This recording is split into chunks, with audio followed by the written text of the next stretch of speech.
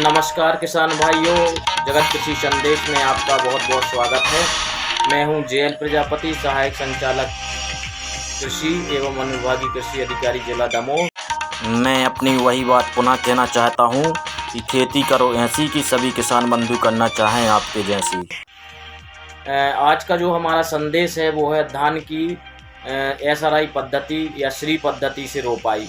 सबसे पहले तो मैं किसान बंधुओं को बताना चाहता हूँ कि श्री पद्धति या एसआरआई पद्धति है क्या। तो यह जो है धान की रोपाई की उन्नतशील पद्धति है, जिसका विकास जो है मेडागास्कर में 1980 के दशक में हुआ था और इसे एसआरआई अंग्रेजी में एसआरआई पद्धति कहते हैं। इसको इंग्लिश में सिस्टम ऑफ राइस इंटेंसिफिकेशन, जिसको जो है धान की सघनता पद्धति इसको कहा जाता है। और इसमें जो है 8 से 12 दिन की पौध की रोपाई की जाती है और जो पौध की रोपाई की जाती है वो 25 बाई 25 सेंटीमीटर की दूरी पर की जाती है। मतलब पौधे से पौधे की दूरी 25 सेंटीमीटर और कतार से कतार की दूरी 25 सेंटीमीटर रखी जाती है। और इसमें सबसे बड़ी खासियत ये है कि इस विधि में खेत में पानी भरने की आवश्यकता नहीं पड़ती है, सिर्फ खेत को नम रखा जाता है। इसे ही एसआरआई पद्धति कहते हैं और ये बहुत ही धान की रोपाई की बहुत ही उन्नतशील पद्धति है, जिसमें जो है बहुत ही अच्छा उत्पादन होता है। तो आइए अब हम समझते हैं कि धान की एसआरआई पद्धति क्यों करना चाहिए, किसान को क्यों करें। तो मैं बता दूं कि हमारे विश्व में और हमारे भारत में भी धान एक ऐसी फसल है जिसका उपयोग जो है सबसे ज़्यादा उपयोग भोजन के रूप में जो उपयोग किया जाता है वो धान को ही उपयोग किया जाता है, चावल का ही उपयोग किया जाता है। इसलिए इसके उत्पादन की उन्नत पद्धति का जो है मैं जिक्र कर रहा हूँ कि किस प्रकार से हम किसान बंधु अपनी धान का उत्पादन कैसे बढ़ा सकते हैं। तो ये धान की जो एसआरआई पद्धति है ये हमें क्यों करना चाहिए, इसके क्या क्या लाभ हैं, इसके बारे में भी मैं चर्चा करूँगा। तो इस पद्धति में सबसे बड़ी बात यह है कि इसमें पानी की बचत होती है। जैसे मैंने बताया कि इस पद्धति में जो है आपको खेत में पानी भरने की आवश्यकता नहीं होती है, खेत में सिर्फ नमी बनी रहना चाहिए। इसमें लगभग 35 से 40% तक पानी की बचत हो जाती है। और इस विधि में बीज बहुत कम लगता है। जो परंपरागत पद्धति होती है धान की रोपाई की, उसमें लगभग जो है 20 किलो बीज प्रति एकड़ लगता है। और यदि हम श्री पद्धति या एसआरआई पद्धति से रोपाई करते हैं तो बीज सिर्फ 2 किलो प्रति एकड़ लगता है, जो बहुत ही कम बीज लगता है और इसमें जो है बीज की बचत होती है और लागत भी कम आती है। नर्सरी बहुत कम क्षेत्र में लगानी पड़ती है। इसमें जो है लगभग 1/10 भाग में, यदि आपको 1 एकड़ की बोनी करना है तो 0.1 एकड़ मतलब 1/10 भाग में इसमें जो है नर्सरी लगाने की आवश्यकता पड़ती है। तो ये भी जो है क्षेत्र की बचत हो जाती है, हमें ज़्यादा क्षेत्र में नर्सरी नहीं लगाना पड़ती। और इस विधि में जो है कम अवधि की नर्सरी की रोपाई की जाती है। इसमें 8 से 12 दिन की नर्सरी की रोपाई की जाती है, तो अवधि भी कम हो जाती है। ज़्यादा नर्सरी में धान की फसल को केयर करने की आवश्यकता नहीं पड़ती। और इस विधि में जो है धान के खेत में जो है जो फसल होती है उसमें कल्ले बहुत ज़्यादा फूटते हैं। लगभग ऐसा देखा गया है कि एक पौधे में लगभग 30 कल्ले जो है तक फूटते हैं, जिससे जो है उत्पादन बहुत अच्छा होता है और जड़ों का विकास बहुत अच्छा होता है। क्योंकि इसमें क्या होता है, सामान्यतः जो धान की खेती की जाती है उस खेत में जो है पानी खेत में भरा रहता है, जिससे जो है हमारी जो मिट्टी है उसमें हवा की कमी हो जाती है और जो है विभिन्न प्रकार की मीथेन गैस और नाइट्रस ऑक्साइड वगैरह जो गैस होती हैं वो रिलीज होती हैं, जिससे हमारा जो है ग्लोबल वार्मिंग वगैरह की जो समस्या है, ग्रीन हाउस गैस निकलने से इसकी समस्या भी होती है। और हमारी फसल की जो जड़ हैं और उसका विकास भी जो है परंपरागत तरीके से जब रोपाई करते हैं उसका विकास अच्छे तरीके से नहीं हो पाता है। तो यदि हम एसआरआई पद्धति से बोनी करते हैं तो जो फसल की जड़ें हैं वो बहुत अच्छे तरीके से ज़मीन के अंदर विकसित होती हैं, जिससे पौधा अच्छा बनता है और कल्ले अच्छे फूटते हैं और उत्पादन अच्छा होता है। इसमें जो है पौधे को दूर दूर पर लगाया जाता है, मतलब पौधे से पौधे की दूरी भी ज़्यादा होती है और कतार से कतार की दूरी भी ज़्यादा होती है, जिससे पौधे को बढ़ने के लिए, उसको फैलने के लिए पर्याप्त जगह हो जाती है, स्पेस अच्छा मिल जाता है। तो इससे जो है जो सूर्य का प्रकाश है उस जो है पौधे पर बहुत अच्छे तरीके से पड़ता है, जिससे प्रकाश संश्लेषण की क्रिया भी बढ़ जाती है, जिससे पौधा अच्छा वृद्धि करता है, भोजन अच्छा बनाता है, जिससे उत्पादन भी अच्छा हो जाता है। और इस पद्धति से यदि हम बोनी करते हैं तो जो है जो फसल तैयार होती है उसमें दाने अच्छे भरते हैं, मतलब पूरा भरा हुआ दाना रहता है और दाने जो है अधिक दाने बनते हैं, दानों की संख्या भी अधिक होती है और दाना अच्छा भी बनता है। और कुच्चे जो दाने रह जाते हैं, चैफी ग्रेन्स, वो बहुत कम बनते हैं इसमें जो है, क्योंकि धान में बड़ी समस्या है कि यदि एक बाली है तो उसमें हो सकता है कि 20-30% दाने कुच्चे ही रह जाएं, उसमें दाना ही ना पूरा बने। तो इस पद्धति में पूरा दाना बनता है, जितनी बाली निकलती है उसमें सब में जो है दाना बनता है, ये बहुत बड़ी बात है इसमें। और धान की फसल इसमें जो है इस पद्धति में, क्योंकि दूर दूर बोई जाती है तो गिरती नहीं है, पर्याप्त मात्रा में जड़ों का विकास हो जाता है, कल्ले ज़्यादा फूटते हैं, तो ये जो है इस पद्धति में पौधा मजबूत हो जाता है। और जो है किसी प्रकार से यदि हवा चलती है और वो होता है तो इसमें धान की फसल गिरती नहीं है। और जैसा कि मैंने बताया कि इसमें खेत में पानी नहीं भरा जाता है, इस कारण से इसमें जो मीथेन गैस वगैरह होती है उसका उत्सर्जन बहुत कम होता है और नाइट्रस ऑक्साइड का भी उत्सर्जन कम होता है, जिससे ग्लोबल वार्मिंग की समस्या भी कम होती है। और इसमें जो है जैविक क्रियाएं होने के कारण, क्योंकि वायवीय दशा जो है मिट्टी में तैयार होती है, पानी नहीं भरा रहता, जिससे मृदा में जो है वायु संचार भी अच्छा होता है, वायु का आवागमन भी अच्छा होता है, जिससे जो है जो सूक्ष्म जीव हैं मृदा के अंदर उनकी संख्या में वृद्धि होती है और वो अच्छा काम करते हैं, जिससे हमारी ज़मीन की जो स्वास्थ्य है, मृदा का स्वास्थ्य है, वो अच्छा होता है। इसका एक लाभ ये भी है कि यदि हम इस पद्धति से रोपाई करते हैं तो हमारी फसल में जो है एक तो रोग कम लगते हैं, कीट कम लगते हैं और खरपतवारों की समस्या भी बहुत कम होती है, क्योंकि हम जो है दूर दूर हमारी जो है पौधा रोपाई की जाती है, तो जो यांत्रिक विधियां हैं, यंत्रों का उपयोग करके भी खरपतवार नियंत्रण करने में आसानी होती है, तो रोग कम लगते हैं, कीट कम लगते हैं और खरपतवार की समस्या भी इस विधि से बहुत कम होती है। उत्पादन लागत कम आती है, जो है यदि देखा जाए तो इस पद्धति से उत्पादन लागत कम आती है, क्योंकि हमें कीटनाशी का कम उपयोग करना पड़ेगा, हमें जो है खरपतवार नाशी का कम उपयोग करना पड़ेगा, तो उत्पादन लागत इसमें कम आती है। उत्पादन बहुत अधिक होता है इस पद्धति से, वो जो उत्पादन होता है वो सामान्यतः देखा गया कि जो आप जो है परंपरागत तरीके से धान की रोपाई करते हैं उससे 3 गुना, मतलब 300% ज़्यादा उत्पादन इस पद्धति में देखा गया है। यहाँ तक कि देखा गया है कि जो है बिहार के एक किसान, नालंदा जिले के एक किसान हैं, दरवेशपुर गांव के किसान श्री सुमंत कुमार ने जो है 224 क्विंटल प्रति हेक्टेयर की मान से इस पद्धति से जो है धान की रोपाई करके विश्व रिकॉर्ड बनाया, मतलब सबसे ज़्यादा उत्पादन इन्होंने विश्व में किया, 224 क्विंटल प्रति हेक्टेयर। आप सोचिए कि कितना ज़्यादा इस पद्धति से उत्पादन किया जा सकता है। जब एक किसान कर सकता है तो हम क्यों नहीं कर सकते हैं। तो इस पद्धति से मेन ये है कि उत्पादन बहुत अच्छा होता है और शुद्ध लाभ बढ़ जाता है, मतलब लागत जो आपकी लगती है उसकी एवज में जो है आपका मुनाफा ज़्यादा होता है, तो शुद्ध लाभ ज़्यादा होता है इस पद्धति से। अब हम समझते हैं कि एसआरआई पद्धति कैसे करना चाहिए।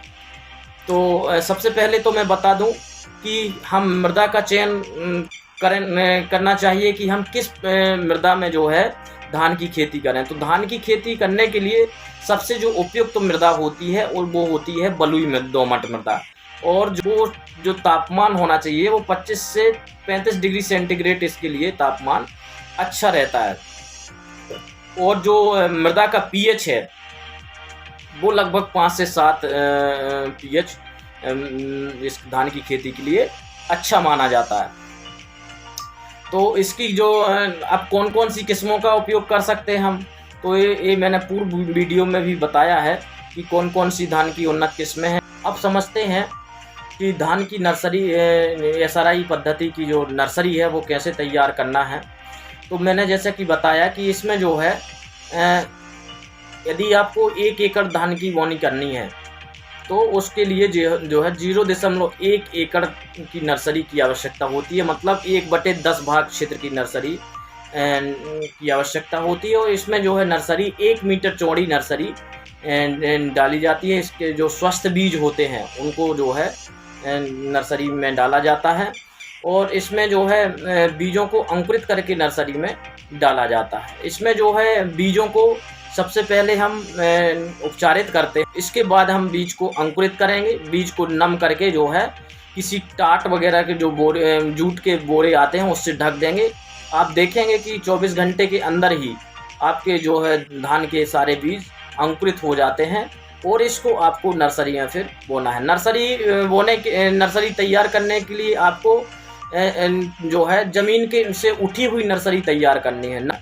तो क्योंकि धान की फसल जो है हमारे यहाँ वर्षा ऋतु में होती है, तो हम जो है ज़मीन से उठी हुई नर्सरी बेड को तैयार करेंगे। थोड़ा सा जो जगह हो वो हमारी ज़मीन से उठी हुई हो ताकि वहाँ पर जल भराव आदि ना हो। तो इस प्रकार की जगह का चयन नर्सरी के लिए कर लें।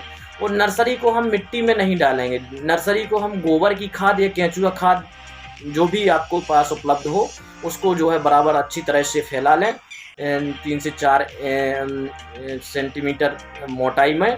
और फिर उसके ऊपर जो है अंकुरित जो दाने हैं, अंकुरित जो बीज हैं धान का, उसको उसके ऊपर फैला देते हैं और थोड़ी सी जो है हल्की गोबर की खाद या केंचुआ खाद उसके ऊपर दानों के ऊपर डाल देते हैं और उसके ऊपर जो है धान का पुआल वगैरह ढक देते हैं। धान का पुआल 3 से 4 दिन तक ढके रहते हैं। उसके बाद पुआल जो है धान का अलग कर देते हैं और हल्की सिंचाई हजारे के माध्यम से जो है इसमें करते हैं। यदि हजारा नहीं है तो आप हाथ से भी ऐसे हल्के से छिड़क करके इसमें सिंचाई कर सकते हैं। तो इसमें बहुत ज़्यादा पानी देने की आवश्यकता नहीं पड़ती है और इसमें जो है मिट्टी में नर्सरी तैयार नहीं की जाती है, या तो जो है केंचुआ खाद में तैयार करें या फिर गोबर की खाद में तैयार करें।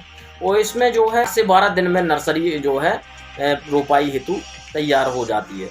तो ये बहुत ही अच्छी विधि है जो है। अब मैं किसान बंधुओं को बताना चाहता हूँ कि श्री पद्धति से रोपाई कैसे करें। तो सामान्य तौर से जो हम रोपाई करते हैं उसमें खेत को पडलिंग करके मचा करके और खेत को तैयार करते हैं। इसमें सेम प्रक्रिया है, आपको खेत को तैयार उसी पद्धति से करना है जिस प्रकार से आप रोपा पद्धति के लिए खेत को तैयार करते हैं। खेत की जुताई करके उसमें जो है आप जो है रोटावेटर से आप अच्छे तरीके से पडलिंग कर लें और उसके बाद जो है जब खेत का लेकिन पानी निकाल दें। पडलिंग करने के बाद खेत का पानी निकाल दें। अब पानी निकालने के बाद आपको जो है एक SRI मार्कर आता है, उसको हम जो है किसी भी जो वेल्डिंग वाले मैकेनिक रहते हैं उनसे हम तैयार करा सकते हैं। 25 बाई 25 सेंटीमीटर की दूरी पर जो है नुकीले जो है ड्रम टाइप का एक गोल बन जाता है जिसको चला करके हम खेत में चला देते हैं, जिससे 25 बाई 25 सेंटीमीटर की दूरी पर छेद हो जाते हैं। और उन छेदों में जो है हम धान का जो है एक एक पौधा जो आपका पौध तैयार है उसका एक एक पौधा एक एक उसमें लगा देते हैं। यदि हमारे पास SRI मार्कर उपलब्ध नहीं है तो फिर क्या करें, तो हम एक रस्सी लें और रस्सी में जो है 25 सेंटीमीटर की दूरी पर या तो गठान बांध ले या फिर जो है 25 सेंटीमीटर की दूरी पर कोई जो है रस्सी काट के जो है उसमें बांध दें, निशान लगा दें। और उस रस्सी को जो है एक जो आपकी मेड़ है दोनों मेड़ों के बीच में रस्सी को खींच दें। तो आप दोनों साइड खूंटी बांध दें, उसमें रस्सी को बांध दें और जो है जहाँ पे आपने गांठें लगाई हैं 25 सेंटीमीटर की दूरी पर वहाँ पर एक एक पौधे की रोपाई कर दें। और फिर जो है जब पूरा एक लाइन की रोपाई हो जाए उसके बाद रस्सी को आप जो है खूंटी को उखाड़ लें और फिर 25 सेंटीमीटर आगे खूंटी को चला दें और उस फिर रस्सी खींच करके और फिर आप जो है जहाँ गांठें लगाई हैं आपने वहाँ रोपाई कर सकते हैं। तो एक तो आप SRI मार्कर के माध्यम से रोपाई कर सकते हैं निशान बना के। दूसरा, यदि SRI मार्कर नहीं है तो आप रस्सी को जो है 25 सेंटीमीटर की दूरी पर गांठें बांध करके भी आप इस पद्धति से रोपाई कर सकते हैं। इसमें जो रोपाई की जाती है वो एक एक पौधे की रोपाई की जाती है और अंगूठे और जो है कनिष्का के माध्यम से के जो है सहारे से एक एक पौधे को इस प्रकार से पकड़ करके और रोपा। इसमें लेकिन ध्यान रखने योग्य बात एक ये रहती है कि जब हम नर्सरी से पौधा उखाड़ें पौध को उखाड़ें तो उसमें जो बीज है वो लगा हुआ होना चाहिए, बीज नहीं निकलना चाहिए। इसलिए इस पद्धति में जो रोपा तैयार किया जाता है वो मिट्टी में नहीं तैयार किया जाता, क्योंकि मिट्टी में जब पौध तैयार होती है तो उसमें जब हम उखाड़ते हैं तो उसका जो बीज है वो मिट्टी में लगा हुआ रह जाता है और जड़ के साथ नहीं आ पाता। तो हमें ध्यान ये रखना है इस पद्धति में कि बीज को जो है जड़ के साथ लगा हुआ आना चाहिए, जो है बीज नहीं टूटना चाहिए। ये विशेष ध्यान इस पद्धति में रखा जाता है। और क्योंकि जो है इस पद्धति की मेन बात यही खासियत है कि इसमें जो है इतना उत्पादन और इतना जो है अच्छा उत्पादन इस पद्धति में क्यों होता है। दिमाग में एक प्रश्न आना चाहिए कि हम जो है बता रहे हैं कि जो है 8 से 12 दिन की पौध का उपयोग करें, तो इस इतने दिन की पौध का ही उपयोग क्यों करें, ये प्रश्न तो उठना चाहिए। तो मैं किसान बंधुओं को बताना चाहता हूं कि कोई भी बीज हो, चाहे वो धान का हो या कोई भी अन्य फसल का भी बीज हो, उसके बीज में जो है 14 दिन तक किसी भी बाहरी पोषक तत्व की आवश्यकता नहीं पड़ती है। उसके बीज में ही वो पोषक तत्व रहते हैं जो उसको 14 दिन तक भोजन प्रदान करते हैं।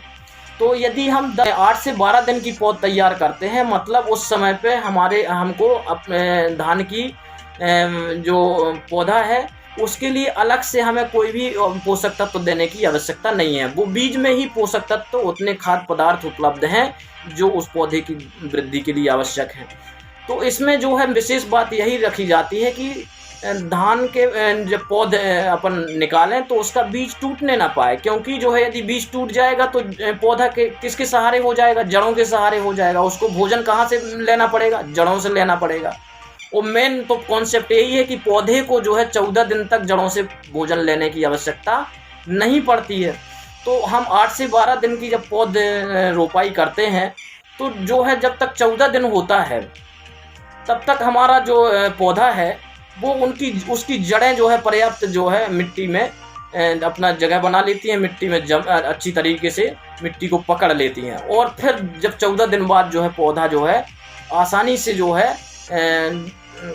है मिट्टी से पोषक तत्वों को ग्रहण कर पाता है। यदि हम ज़्यादा दिन की पौध लगाएंगे तो पौधा जो है ऑलरेडी जो है जड़ों से भोजन लेने लगता है और फिर जो है वो उतना अच्छी मात्रा में जो है वृद्धि नहीं कर पाता है। यदि हम उसको एक जगह से दूसरी जगह लगाते हैं तो जो है, जैसे आपने सुना ही होगा कि यदि बच्चों को जो है छोटी अवस्था में जिस प्रकार से हम ढालना चाहें उसी प्रकार से ढल जाते हैं, फिर बड़े जब हो जाता है कोई भी बच्चा, उसको यदि हम पढ़ाई करवाएं या कोई अन्य चीज़ करवाएं तो वो उतनी अच्छे तरीके से एडाप्ट नहीं कर पाता। इसी प्रकार से इसका कॉन्सेप्ट है कि यदि हम छोटी अवस्था में, उसकी बहुत छोटी अवस्था में ही यदि रोपाई कर देते हैं तो उसका उत्पादन अच्छा होता है, उसकी जड़ें ज़मीन में अच्छी पकड़ लेती हैं और जो है पौधे का विकास अच्छा होता है। तो अब इस पद्धति में जो ध्यान देने योग्य बातें हैं वो मुख्य जो ध्यान देने योग्य बातें हैं उसके बारे में मैं चर्चा करना चाहता हूँ। तो सबसे बड़ी ध्यान देने योग्य बात ये है कि इस पद्धति में जो पौध की रोपाई की जाती है वो 8 से 12 दिन की ही पौध होना चाहिए, इससे ज़्यादा दिन की पौध नहीं होना चाहिए। उसका कॉन्सेप्ट मैंने बताया कि पौध ज़्यादा दिन की होगी तो जो है उतनी अच्छी तरीके से उसकी वृद्धि नहीं होगी। और इस पद्धति में जब रोपाई करते हैं तो 25 बाई 25 सेंटीमीटर की दूरी पर रोपाई करना है, मतलब कतार से कतार की दूरी 25 सेंटीमीटर और पौधे से पौधे की दूरी 25 सेंटीमीटर रखी जाती है और एक जगह पर सिर्फ एक ही पौध की रोपाई करनी है। ये विशेष इसमें ध्यान देने योग्य बात रहती है। और खेत में पानी नहीं भरना चाहिए। खेत को जो है इसमें बारी बारी से नम और सूखा रखा जाता है। जब दरारें पड़ने लगती हैं, यदि बारिश नहीं हुई है तभी पानी देना है। और खेत में यदि जो है बारिश का समय है, बारिश ज़्यादा हो रही है तो उसको पानी रुकने नहीं देना है खेत में। तो इसमें ये बारी-बारी से नम और सूखे की स्थिति रखी जाती है, जिससे खेत में जो है वायवीय अवस्था उत्पन्न होती है, जिससे जो है मिट्टी में सूक्ष्म जीवों की संख्या में भी वृद्धि होती है और उसकी जो जड़ें हैं उसमें जो है हवा का आवागमन होने से जो है जड़ों का विकास भी बहुत अच्छे से होता है। और पौधों की जब फसल कटाई पककर तैयार हो जाती है उसके 25 दिन पहले खेत से पानी पूरा निकाल दिया जाता है। तो ये विशेष ध्यान देने योग्य बात है। यदि हमें जो है अच्छी फसल लेना है तो लगभग जो है 10 से 12 टन हमें गोबर की खाद या केंचुआ खाद जो है उपयोग करना चाहिए। यदि हम जो है हरी खाद का उपयोग करते हैं, जैसे सनई है, ढेंचा है, इसका खेत में उगा करके जो है उसको फिर बाद में मिट्टी में मिला देते हैं, जिससे जो है हमारी मिट्टी में जो है जैविक कार्बन की मात्रा भी बढ़ जाती है और नाइट्रोजन की मात्रा भी बहुत ज़्यादा बढ़ जाती है, जिससे हमारी मिट्टी में जो है 40 से 60 किलो नाइट्रोजन की बचत हो जाती है। हमें जो नाइट्रोजन देना है वो जैसे हमको 100 किलो नाइट्रोजन देना है तो 40 से 60 किलो नाइट्रोजन हमें कम देना पड़ेगा यदि हमने जो है हरी खाद का उपयोग किया है।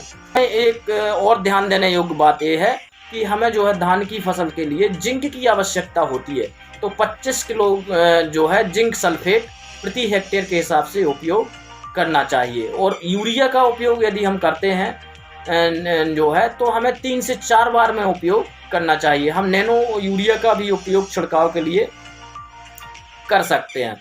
10 से 12 टन गोबर की खाद का उपयोग आप कर सकते हैं, जिससे जो है सारे पोषक तत्व पौधे को मिल जाते हैं और मृदा की भौतिक संरचना में भी सुधार होता है। इसमें एक और ध्यान देने योग्य बात है कि पानी की निकासी के लिए हमको हर 3 मीटर के बाद एक नाली जरूर बनानी है, ताकि जो खेत में आवश्यकता से अधिक जल है वो उस नाली के माध्यम से खेत से बाहर निकल आए। और समय समय पर जो भी क्रियाएं करना पड़ती हैं उस नाली में आप जा करके जो है दवाई, आपको किसी कीटनाशी का छिड़काव करना है, खरपतवार नाशी का छिड़काव करना है या किसी फफूंद नाशी का छिड़काव करना है, तो नाली में आप जा करके आप आसानी से छिड़काव कर सकते हैं। और इसमें जल निकास के लिए भी जो है सहायक होती है। तो हर 3 मीटर के बाद जो है हमें एक नाली भी इसमें बनानी है जल निकासी के लिए। जैसा कि मैंने बताया, वो पहले ही बताया कि पौध उखाड़ते समय, नर्सरी से जब आप पौध उखाड़ेंगे तो पौध उखाड़ते समय जो है बीज नहीं टूटना चाहिए। ये विशेष ध्यान देने योग्य बात है, क्योंकि जो है बीज में जो है खाद्य पदार्थ रहता है जिसका उपयोग पौधा जो है 14 दिन तक करता है। और जो है इस पद्धति में जो है नर्सरी जो है मिट्टी में नहीं लगाई जाती है। नर्सरी जो लगाई जाती है, पौध जो लगाई जाती है वो गोबर की खाद या केंचुआ खाद में ही लगाई जाती है। और नर्सरी जो होना चाहिए वो सतह से जो है ज़मीन की सतह से थोड़ा उठी हुई जगह पर नर्सरी लगाना चाहिए। मतलब रेस्ड बेड में जो नर्सरी होती है उसको हम लगाते हैं। और एक और ध्यान देने योग्य बात है कि नर्सरी में जो हम बीज डालें वो अंकुरित करके ही डालना चाहिए। इससे जो है बहुत जल्दी पौधा तैयार हो जाता है। यदि हम परंपरागत धान की रोपाई एवं श्री पद्धति की धान की रोपाई की तुलना करें तो मैं किसान बंधुओं को बता दूं कि जो है प्रति वर्ग मीटर पौधों की संख्या परंपरागत धान की रोपाई में 66 होती है और श्री पद्धति में प्रति वर्ग मीटर में पौधों की संख्या 16 होती है। और यदि मैं दूरी की बात करूं तो कतार से कतार की दूरी एवं पौधे से पौधे की दूरी परंपरागत पद्धति में 15 सेंटीमीटर कतार से कतार की दूरी और पौधे से पौधे की दूरी 10 सेंटीमीटर रखी जाती है। वहीं श्री पद्धति में जो है कतार से कतार की दूरी 25 सेंटीमीटर एवं जो है पौधे से पौधे की दूरी 25 सेंटीमीटर रखी जाती है। यदि मैं बात करूं एक जगह पर पौधों की रोपाई की तो परंपरागत तरीके से जो रोपाई की जाती है उसमें एक जगह पर लगभग 3 पौधों की रोपाई की जाती है, लेकिन श्री पद्धति में एक जगह पर सिर्फ एक ही पौध की रोपाई की जाती है। और यदि मैं बीज दर की बात करूं तो प्रति एकड़ जो है परंपरागत तरीके से यदि धान की रोपाई करते हैं तो लगभग 20 किलो बीज की आवश्यकता होती है। वहीं श्री पद्धति से यदि आप रोपाई करते हैं तो सिर्फ 2 किलो बीज की आवश्यकता होती है। और यदि मैं बात करूं 1 एकड़ में पौधों की संख्या की तो यदि आप परंपरागत तरीके से धान की रोपाई करते हैं तो 1 एकड़ में लगभग 7,92,000 पौधों की संख्या होती है। और यदि श्री पद्धति से धान की रोपाई करते हैं तो लगभग 64,000 पौधों की संख्या होती है। यह पौधों की संख्या तो कम होती है श्री पद्धति में, लेकिन इसमें कल्ले इतने ज़्यादा फूटते हैं कि जो है उत्पादन बहुत अधिक होता है। कि इस पद्धति से बोनी करके बिहार के नालंदा जिले के एक किसान ने जो है 224 क्विंटल प्रति हेक्टेयर की मान से जो है उत्पादन किया। तो निश्चित ही जो है इसमें बहुत अच्छा उत्पादन होता है। और परंपरागत तरीके से यदि हम रोपाई करते हैं तो ज़्यादा से ज़्यादा कितना उत्पादन होगा? ज़्यादा से ज़्यादा 50 क्विंटल उत्पादन होता है। यदि हम सामान्य तरीके से भी उतने अच्छे तरीके से ना भी SRI कर पाएँ तो सामान्य तरीके से भी करेंगे तो कम से कम हमारी जो है दुगना उत्पादन तो आराम से होगा। मतलब यदि वहाँ 50 क्विंटल 1 हेक्टेयर में हो रहा है तो हम इस पद्धति से लगभग जो है 100 क्विंटल प्रति हेक्टेयर उत्पादन जरूर ले सकते हैं। तो मेरा किसान बंधुओं से यही अनुरोध है कि यदि आप धान की रोपा पद्धति की बोनी करते हैं तो आप श्री पद्धति से बोनी जरूर करें।